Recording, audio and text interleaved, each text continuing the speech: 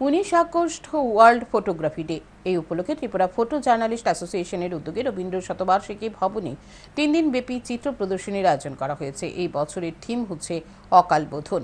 সোমবার ফিতা কেটে চিত্র প্রদর্শনীর উদ্বোধন করবেন মুখ্যমন্ত্রী ডাক্তার মানিক সাহার। সাথে ছিলেন বিধায়ক রামপদ জামাতি, আগরতলা পৌর নিগমের মেয়র দীপক মজুমদার সহ অন্যান্যরা।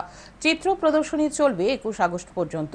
এই দিন চিত্র প্রদর্শনীর উদ্বোধন করে মুখ্যমন্ত্রী ডাক্তার মানিক সাহা সহ অন্যান্য অতিথিরা চিত্র প্রদর্শনী ঘুরে দেখেন।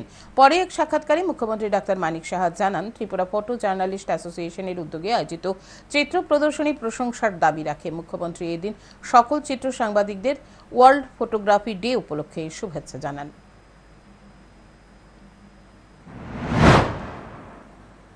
ফটো জার্নালিস্ট অ্যাসোসিয়েশনের উদ্যোগে এখানে ওয়ার্ল্ড ফটোগ্রাফি ডে উপলক্ষে ওনারা অনেক ফটোগ্রাফি এখানে রেখেছে এবং গত বছর আমি এখানে এসেছিলাম। অত্যন্ত সুন্দর ফটোগ্রাফি এখানে আমি দেখলাম যে মানে লাগিয়েছে, মানে সত্যিই প্রশংসার দাবি রাখে।